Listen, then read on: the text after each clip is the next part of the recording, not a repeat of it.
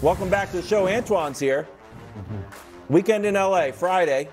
A set of errors from AD. That missed closeout, foul. Then he missed this foul shot. Then he's like, well, this time I won't even guard Cleva. That didn't work out. 3, game over. For the record, he did take responsibility, Brew. He said, you know what, that's my fault. So we turn our attention to yesterday. Bounce back game? Not really. 15 points. Austin Reeves did some damage. Let's look at the standings. Now, if you're a loyal viewer of this show, you would expect the Lakers to be in 6th place.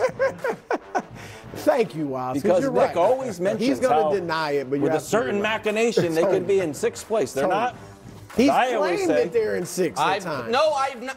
You're going to make me angry. I've never claimed they're in any position they're not in. I have simply said, and I said correctly, that if they beat the Mavs on Friday, when we got here Monday, they would be in 6th place. And now looking at those standings, you know, had they won that game, they'd be in 6th place. But they weren't able to do it because AD fell apart down the stretch. But, Antoine, here's the thing. I can get over a bad 90 seconds of basketball. I can. Even in a game that big, I think you look at each thing individually. The foul on Kleba, he's trying to do too much there, right? That's too much effort. The missed free throw, everybody can miss a free throw. Now, AD in the clutch this year has been terrible at the line, but anybody can miss a free throw. And then the final possession, yes, he fell asleep a bit, but also all of us watching thought Kyrie was taking that shot. We never thought Kyrie was ever getting rid of that basketball. Credit to Kyrie because he did it. So I can get over all that. What I can't get over is then Sunday sleepwalking through a game and needing Austin Reeves to save you against the Magic. So I am now to a point, Antoine, where you just can't count on Anthony Davis. He can be awesome. On any given night, he can look like, man, other than Giannis, I don't know who I'd rather have on both ends of the court. He can look like that. And then on any given night, he can be like, I think tonight I'd rather have rookie Paolo Banchero on my team.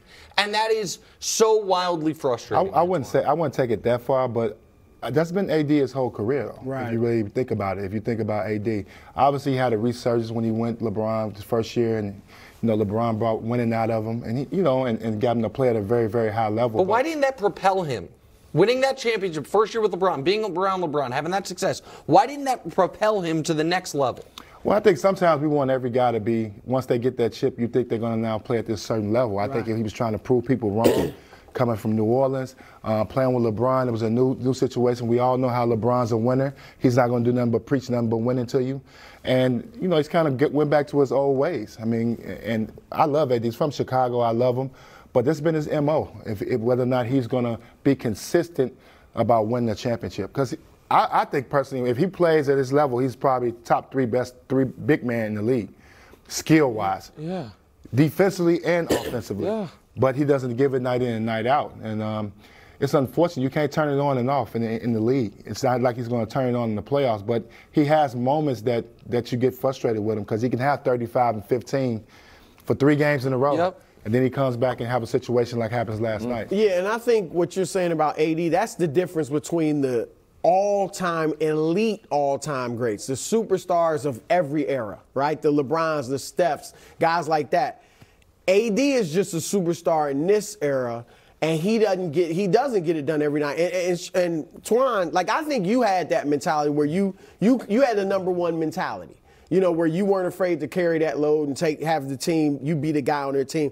I don't think AD wants it. He's a number one ability and number one talent, but I don't think he has the mentality to be a number one guy. I don't think he wants it, and I think that's why he didn't take the torch. I thought he would from LeBron in 2020. He didn't. I don't think he wants to, and I don't think he's cherishing, even though you don't like your best players being out, but a lot of guys will look at this like, for these 3 weeks LeBron's out, I'm carrying the team. All right, I'm going to put him on my back. I don't think he's looking at it that way. Do you think it's that as simple as he doesn't want to get bounced around? I'll show you the shot. Physically? Yeah, here's the shot chart from the Mavericks game. A lot of green in the paint, a few X's. On the left side, there's 1 and a long 3. But you can watch that game, he's aggressively taking the ball to the paint. Yeah. Here's the Magic game. Look at the left side of the screen. He was taking all these missed shots, and once he got the ball, he's like, dribble, step back. dribble step. Like, just go the opposite way. Just go to the rim. I know it's a very simple analysis. Here's the but he doesn't feel like he wants contact. But he plays incredibly a tough style defensively, right? And puts his body in jeopardy defensively.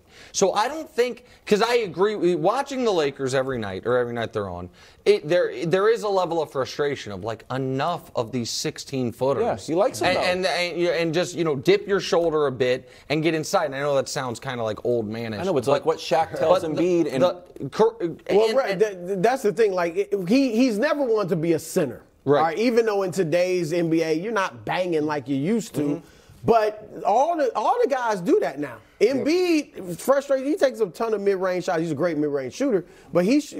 I mean, the league has changed. We don't have anybody that plays their back to the basket like Shaq did back in the day, where you can go get 25, 30 from the back. Everybody's 15-footers. Everybody's even stepping to the three. And I don't think it's necessarily the player. I think it's the coaching that's going on in the league as a whole and making guys extend their game and thinking they need to add something to the game. I don't think it's going to be a long time before we go back to seeing guys use their height and dominate.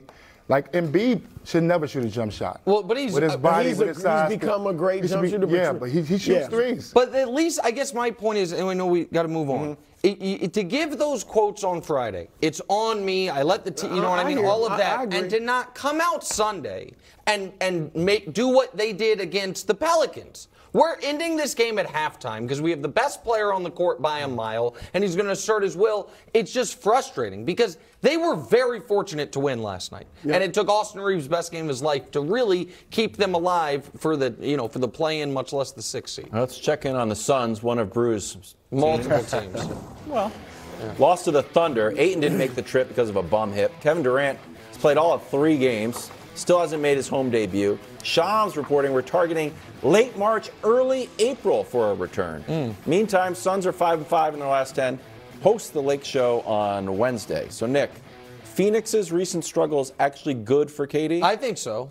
It would have been the best thing for him would have been for them to move up to the 2 or 3 so they can avoid the Clippers in round 1. But that's now not going to happen. They're more likely to fall to the 6, which I don't think they're going to, than they are to move up to the 3. But KD's had such an odd career, Brew. It's unlike any other superstar we've ever seen. You look at the basketball reference page and the stops and what he's done, what he had. Winning a title on a team whose championship window had closed, who played essentially the whole year without you and showed you they were around the 9th or 10th best team in the league. And then if that team, he steps in and they're playing the Clippers, who a lot of people will pick to win the championship or at least win the West.